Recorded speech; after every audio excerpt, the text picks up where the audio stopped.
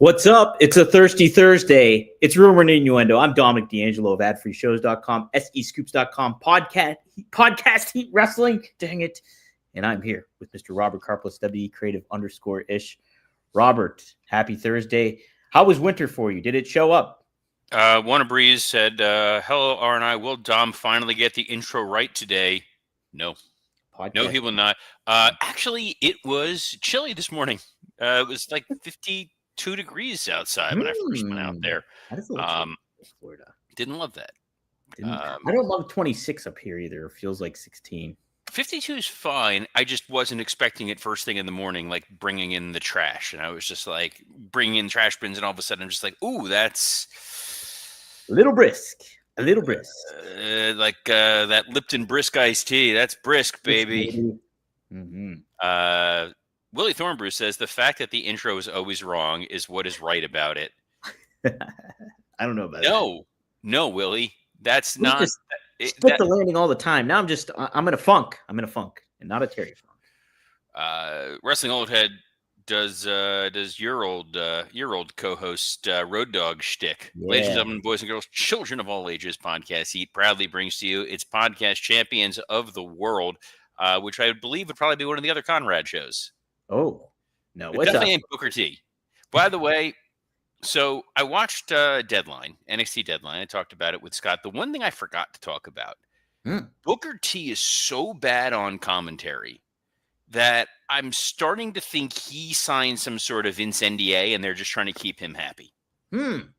Interesting. You don't like Booker T on there, huh? No, I do not. Dre Owen says, hello, RNI. TK has yet to announce any matches for the pay-per-view. Did he forget? Also, Dom, are you so excited? I don't know, Dre. I got to think about it. Maybe. Anyway. Maybe I am. The pay-per-view is not until December 27th. Yeah, they got a little bit of time. I think probably maybe Tony Khan's factoring in Christmas and the holidays. Well, it's also that's my birthday. That's the most important day of the year, Dom. Oh, is it? Yes. Well, I did not know that. Now I'll have to make and they will be in beautiful Chicago. Is that what you're doing for your birthday? Going to World's End then? No, I'll be in Manhattan. I'll be in a real city. You are going to be in Manhattan that time. Oh, nice. I'm going to be in Manhattan that weekend celebrating. Oh God, I'm at the age where I don't remember how old I am. Isn't that great when that happens? No, I used to make fun of people. They're like, "How do you not know how old you are?" And then I just paused for a minute and I had to do math in my head and realized I'll be 43. My goodness, Robert. Wrestling Old Head asks, what do you want for Hanukkah? I want to be able to understand this damn Continental Classic bracket. I'm starting to. It's been several years. It's slowly starting to make a little bit of sense. 8 crazy rounds, Robert, for 8 crazy nights. That's what it is. That was what we did last year for BRCW. We did Festival of Fights. Yeah, nice. It was delightful. It's where we had MJF. Oh, yeah. The best booking of MJF all year. Ooh. And certainly the best booking of MJF for 2025. Can't wait till he's I was gonna say I can't wait till he's back. There's nothing where I'm like, man, I wish MJF were back on TV. He's the Joker. He's like the Joker of Batman. You don't have a Batman right now. Did you just have to clarify what Joker you meant? Well, I didn't want to call him like a Joker like Steve Miller Band or anything like that. No confusion there. I wanted to make clear. I'm a journalist, Robert. I want to make sure I'm clear in my words. I assume that this was you were talking about Joker's Wild. See, it could have been that too. The old Jack Barry game show. Mm-hmm. Yep. Don't want to screw it up with that. No, but like he doesn't have a Batman. That's it. Sorry, what was that bell? Did someone just say you were right? Like, what's going on here? What's that? I heard a little ding, Razor has a razor keychain on his collar, and that's what's hitting his dish right now. Oh, good. I was hoping there'd be more ambient noise on a Why Dominic not? D'Angelo broadcast. I brought some wind chimes. Well, speaking of things that blow, let's talk about Dynamite. Actually, no, I can't say that. Winter was coming, and there was blue and gold and guys. Speaking of winter coming and blue and gold, You already know what time it is. It's time to level up, and Blue Chew has just dropped something crazy. I'm talking next level championship belt gold plated energy. Blue Chew Gold. I love that they did the blue and the gold right now with the Continental Classic. But Blue Chew Gold is the newest innovation from the #1 chewable ED brand. This ain't your grandpa's little blue pill. This is the 4-in-1 beast that's setting the gold standard for performance. We're talking 2 ingredients for blood flow to keep that rocket pumping, mixed with apomorphine and oxytocin to turn up the arousal and connection in your brain and body. And we've got a special deal for our listeners. Get 10% off your first month of Blue Chew Gold with code RUMOR. That's promo code RUMOR. Visit BlueChew.com for more details and important safety information. And we thank Blue Chew for sponsoring this episode of Rumor and Innuendo. Yeah, Blue Chew Gold, baby. Go for the gold, everybody. Go for the gold. That's it. I think that's rolled gold pretzels. Man, I love rolled gold pretzels. They are delicious. There's not been a better pretzel innovation. No, there really hasn't. There was a short window of time. There was that Snyder's of Hanover. Snyder's pretty good. They were good. That was a big thing for a short window of time, but that's not an everyday snack. I'm not much of a snack guy, but if I was, I would see Devin Dowling throwing out combos. This is a man who thinks that Hot Pockets are fine dining. I'm not a combo. Honey, let's get the Elios. Dre Owens earned his daily ban by saying bugles. No one's eating bugles. You put them. No, they're terrible. Maybe you put them on your finger. That's it. When the #1 thing about a food item is you can do a stupid other thing with them, it's not a good food item. Or you bite off the end and then you blow through it, beep, like a little kazoo. Wrestling Old had blown my mind with rolled gold pretzels with smoked salmon cream cheese. Chef's kiss. I actually have smoked salmon cream cheese in the fridge right now. Now I gotta get some rolled gold pretzels. Look at that. Wrestling Old Head coming up with, he's like the Emerald Lagasse of the show. And Devin Dowling saying the new croissant Hot Pockets are fire. Never was a Hot Pocket guy either, really. I'm gonna miss Devin. Clearly his diet is gonna kill him. Snyder's. Oh my God. Dre went to the Snyder's plant. They have an outlet store there. What? I have been to the Snyder's of Hanover plant. Wow. Yes, it's one of those things. It is. It's like visiting have you been to Hershey? Obviously, you've been to Hershey. I've never been to the Hershey Park or the Hershey factory. I did go to a Hershey Bears game though. Don't you live in Pennsylvania? Yeah, but that's center of the state. Nobody goes to the center of the state, Robert. I got nothing. Either Pittsburgh or Philly. Devin Dowling said he had McDonald's for dinner last night. Yeah, it's the clock is ticking. You're in trouble, man. Good Lord. Look out for your newborn child. You have to think ahead. No, he's earning those points in the McDonald's app, and he's going to will them to his kid. Is that what's going to happen? Yes. I can't leave you much, but you're going to get a free McFlurry, assuming the machine's actually working. But you know who was working last night are the men and women of All Elite Wrestling. I'm dying to just get through this damn show. Let's get through it, Robert. Man, we had the AEW Women's Tag Team Champions. They were crowned. It was the Babes of Wrath. They actually defeated Toni Storm and Mina Shirakawa.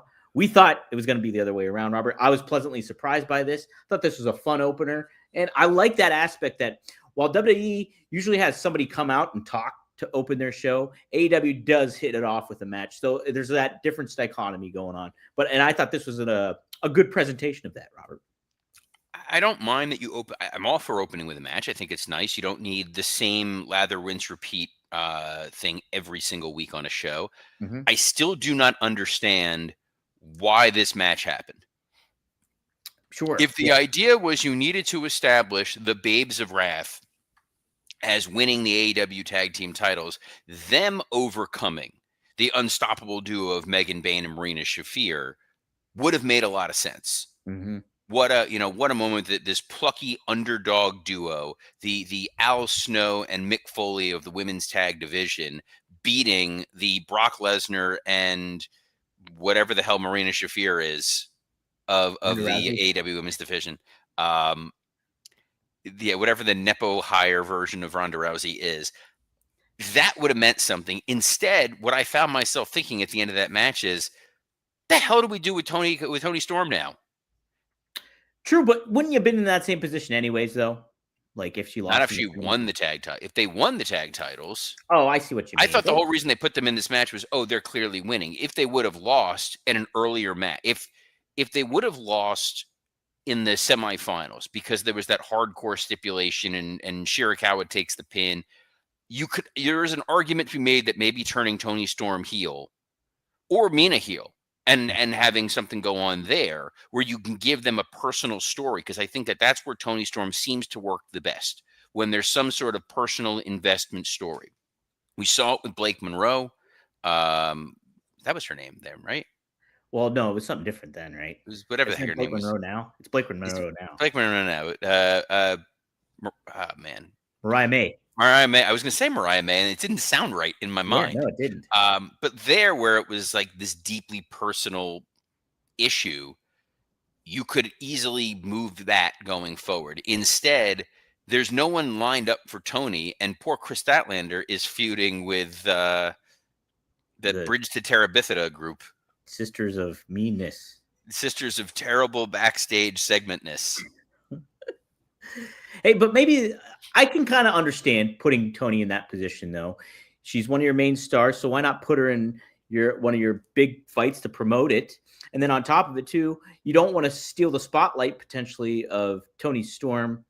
If you are doing a singles feud, say Mina turns on her, you want to do that after the fact. So maybe they have that lined up, Robert, where there's a solo. It's possible, but the challenge that they have right now is Chris Statlander is on her path with her feud. Sure. And Mercedes Moné has every other belt imaginable. So you're not just going to go to another Mercedes Tony match. Yeah, absolutely not. No, you wouldn't. And that would be not a good move either. There are some names being dropped. Willie Thornbrew mentions, not Willie Thornbrew, I'm sorry. Wrestling Old Head says, where's Nyla Rose? Imagine if she was paired with Bozilla. No. You don't want to imagine that. But Nyla Rose, she's fine for a tag division. Mm-hmm. I wouldn't want to see her going up against Toni Storm, if that was what we were saying. Like, put her in a main event picture. And Dre Owens asks the question we ask once every 2 or 3 months: where is Sheeta? Sheeta's great. I really just don't understand why they don't utilize her more. The inconsistent. Well, no, usually it's where's Riho. Yeah, that is really. Nobody needs to see Riho. I'm going to pull up what's next on this to get through the rest of this dang show, because I took notes, Tom. Good for you. Notes. There was an Ops promo. Which was fine. Mm-hmm. There was a Death Riders promo that was pure babyface. Yeah. Yeah. As long as there's sands in the hourglass. These are the days of our lives. Renee, change the channel. And I was like, man, he sounds like the plucky underdog that you want to see win the whole tournament. Oh wait, no, he's the evil mastermind demon from hell. And my God. Daniel Garcia was like, and don't forget to work hard, everybody. Everybody tells you not to work hard, but you do it. Dude, Daniel Garcia is grim death. He really is genuinely bad. The repeating exactly what Moxley said. Yeah. And then like, people say don't try hard. Well, we try hard. You got to try hard too. Yeah, I don't get what's going on here. What this Death Riders? It's dead in the water, and even more so now. It's just like they're not a threat. Claudio, there was the notable absence of Claudio not in that segment. Right. Well, Claudio, who also lost on Collision to Mascara Dorada of the famed Kenny Bunkport Doradas. Oh yes, of course. I don't know why that amused me so much, but it did. Jungle Boy Jack Perry took on Kazuchika Okada. Yes. I tell you what my big takeaway from this match is Okada hits really hard. He makes it look believable. Good match, good, clean win for Okada. And then how many bags of money are there? I don't know. Like, not to be the Jew in the room and ask the question, where I just, like, as soon as I said it, and I was just like, oh, where's my bag? But like, Don has a bag of money. Uh-huh. The Young Bucks have a bag of money. I don't understand what the hell's going on. But a bunch of Don Callis family people come running out. A dinosaur comes running out. The Bucks come running out. Kind of poorly timed stuff, it seemed like, because like Luchasaurus kind of looked like a wimp not getting in the ring. I know he's up against how many other men, but he's a dinosaur. Like, he should be fearless. And so he had to hesitate and wait for the Bucks to come and hit them with chairs. So it looked like a little mistimed moment over there. Eddie Kingston cut another great promo. Yes, he did. Mm-hmm. Another emotional. 50 years ago, Terry Funk won his world title, and my parents, and then got all choked up, and he's good at the promoing, Dom. Very good, top notch. Then Briscoe came out and talked. Yeah, Mark. We went back to back emotional underdog babyface heartfelt promos. Yes, and so he's in the mix with Wheeler Yuta and Danny Garcia. I thought it was so funny that you heard Yuta's voice, and Excalibur's like, "We know who that is." I had no idea who it was. Dude, I've known Yuta for 7-8 years now. We're friends. I didn't recognize his voice. Marty, who's barking, did not recognize his voice. Yeah, I recognize that voice. Marty's more recognizable voice than Wheeler Yuta, fortunately. But yeah, I'm gonna let him out of the old. You let him out. I'm gonna let him come hang out here. He was napping because he was talking about the first hour of Dynamite, and clearly he was fast asleep. But now we're on to the big tag match. Yes, it's almost big. Swerve Strickland's arms are very big. Right? Swerve looks like he has been eating his Wheaties. Taking maybe a little creatine, I'm thinking. How dare you? He does not have Barry Bonds. Actually, he does start getting Barry Bonds' head. I'm fully going to text that to him right as soon as I get the dog. I'm going to write, "You're getting Barry Bonds' head." That's great. He's side by side of him. Swerve Strickland with the Pirates, and then Swerve Strickland with the San Francisco Giants. Yes. People who looked very similar to you and I yesterday said that Shibata's pretty much in this match to take the pin. Yes. You'll never guess what happened at the end of this match, Tom. Shibata, he took the pin, Robert. Get out of town. He did. I love how Hangman and Swerve got along and then would forget that they're not supposed to get along. But, oh wait, no, we're going to stare at each other and yet still easily beat the Ops. Yes, yeah. Fun match, though. Fun match. It was fine. It was inoffensive, but it did not feel like. If I were to tell you it's the Ops versus Hangman and Swerve, and it's Hangman and Swerve teaming up for the first time in who knows how long, because I'm sure at some point in recorded human history they've teamed up. This was just kind of there. Yeah, yes, I agree. It was a good match, but and I think that was further accentuated by Hangman's promo later on. It was short, but it was just like your boilerplate Hangman promo. His promos have gotten so bad. It's the same thing. It's, I'm going to yell, and then I'm going to whisper, and I'm going to get back the title, and I'm going to put it around my waist, and I'm going to snap the belts, except it's actually Velcro. It's so, just pick a new cadence. I'm begging you. Yes. Watch something other than whatever it is that you're watching. Whatever it is you're watching. Game of Thrones, maybe, Robert. Maybe he's channeling Jon Snow, because winter is coming. Well, Jon Snow was a terrible promo, and so is Hangman Adam Page. We got Kyle Fletcher versus Speedball Mike Bailey. Hey, we didn't call this one. I slept really well last night, Robert, because guess what? Speedball Mike Bailey, he won. And it was a Continental Classic match, and if his babyface is going to win in the Continental Classic, Marty, you know how he's going to win?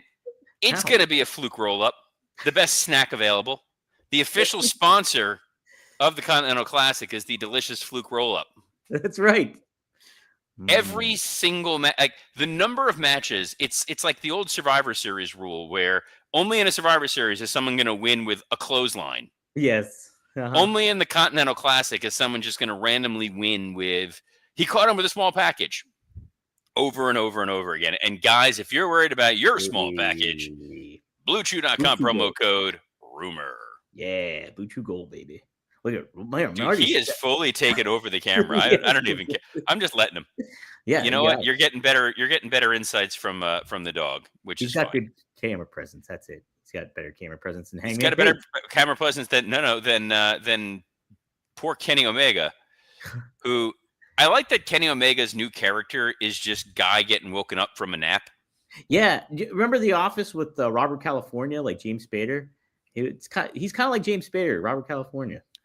I will not let you besmirch the great James Spader by comparing him to Kenny Omega. It's just like Robert California, though. He would just like be in the office and they just like walk through, and you're like, oh, there he is. What's he up to?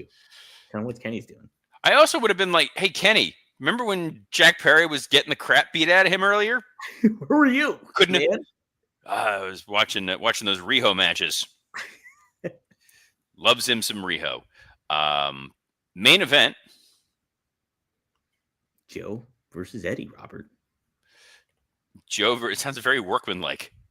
Yes, it does. Like they brought like a pail with them to wearing hard hats. Hey, Joe and Eddie are fighting outside. Hey, want to go watch it? Want to go? Thanks, Hook. What the hell was that? That was my anyway, what'd you think of this world title match, Dom? So I was thinking, okay, this is going to be a different type of match than what we saw throughout the whole card. It was. And it was more of the lane of a Samoa Joe match or an Eddie Kingston match because they did a lot of chops and slugging and trading. And I'm just like, not my cup of tea necessarily. I don't necessarily like the chop trading and all that crap, but it did fit their bill. And I did think ultimately it was a good match that conveyed who both guys are. So take that for what you will, I guess, Robert. What do you think? I thought it was fine. It was a perfectly fine. It was an Eddie Kingston, Samoa Joe match of what you would get in 2025 for these guys. Right. Eddie's never going to be accused of being the world's best wrestler. He's going to be kind of a clunky brawler. We got a clunky brawler out of him, which was okay. And he was there to get murdered. And in the end, he got murdered. And that was fine. Mm-hmm. Yeah, no, I was okay with it. Obviously Samoa Joe did the little hat tip to John Cena. Did you like that, or do you think that's promoting the other promotion? So I don't know about that. It doesn't bother me. Yeah.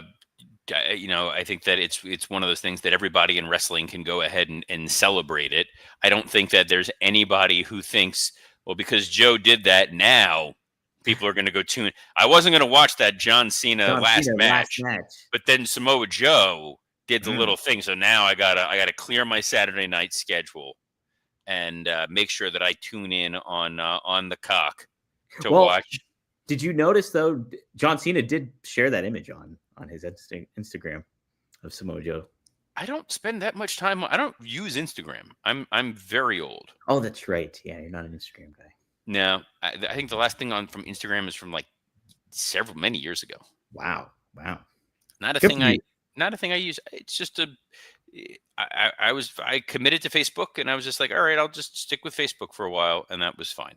That's where we have the Working Stick Facebook group, by the way, if you're not a member of that. A lot of people on there say nice things about Dom. Oh, plenty of nice things. Yeah, they love me. People also pointing out that I think Monday and Tuesday's episode of Rumor and Innuendo were not available to download on podcasts. So you may want to check the audio. I mean, yesterday's. I don't think I posted yesterday, but the other two are. The latest two are. Otherwise, hold on a second. Dre Owen says Robert's still using MySpace. You know what? I never used the MySpace. You never use it? Nope. Didn't use MySpace. Didn't understand the appeal of it at the time. It's a little overwhelming. It was. There was a lot of like sparkly graphic stuff and ranking your friends, and I was in college. I didn't care. And then Facebook came out, and I was like, oh, okay. Actually Facebook. I joined when I was at WWE because I had left. You still had your university account because it was still have my UF. Yeah, I still have my UFID. Yeah. Because it was specifically a college social media. College thing. I had just left that. I graduated in December, started in February. Mm-hmm. So I still had an active UFID and joined Facebook, and there you are. Yeah, there I am. I was clearing university. Golden Eagles, baby. Blue Chew Gold. Promo code Rumor. How about that, Tom? Any other final thoughts, takeaways from this show, Dynamite? I think that it's that same feeling that someone mentioned earlier of, this like winter is coming is the big focus. They're going over to Europe. They're loading up matches for Cardiff. They're loading up matches for Saturday's Collision, which takes place, I think, at like 2:00 in the afternoon or something like that, which is smart to not run it up against the last John Cena match. Correct. But the World's End pay-per-view always feels like an afterthought of a show. Doesn't it? Yeah, because certainly we got that vibe last year, I believe. Like, it was just we got they're building up this FTR tag match against the Gun Club. That's going to happen on free TV. They had the women's tag tournament that ended on free TV. I get that we're getting Hangman versus Joe, but we just saw Hangman versus Joe, and it feels like there was something else brewing or developing. And then we're getting the Don Callis family versus a reunited Elite on free TV. Correct. For our friends over in Europe.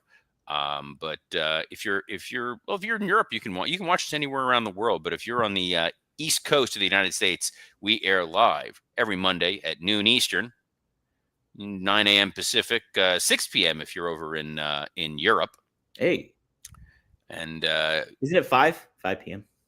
5 p.m. if you're in London, depending on time zone. But mainland Europe, full on like the continent. I did not know that, Robert. I know that one of my best friends lives in Germany. I have to say one of, because I have to count my wife as one of my best friends. That's the little asterisk. But my oldest best friend lives in Germany, so I have to do the 6-hour math. Yeah. If I'm going to call him at any point in time, be like, wait, what time is it there versus here? When can I send him this, clip of Hank Azaria on Rich Eisen's podcast doing? Did you see that? That was fantastic. Oh, it was tremendous. Go check. By the way, check that out, guys. It was they gave Hank Azaria a bunch of rants and the most important one is obviously the Allen Iverson practice one, and he does it as Simpsons characters. And you realize when you don't see the visual how close Snake and Duffman are. Yeah, right. Duffman. Yes. But I also learned today, I was years old when I found out that Harry Shearer was not the first person to voice Mr. Burns, nor was Hank Azaria the first person to voice Mo. There was another actor who played, he played Cobra Commander and Starscream on G.I. Joe. He was cast in the first season of The Simpsons, got replaced. This is what happens when you're friends with Mike Lawrence. Every once in a while, you get these random little just pearls of wisdom.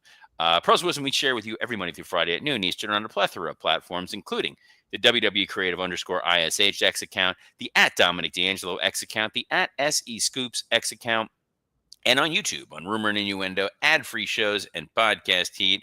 On behalf of the guy who still will not stop wearing these damn Jets logos in front of us, Dominic D'Angelo, I'm Robert Karpelis. Best of luck in your future endeavor.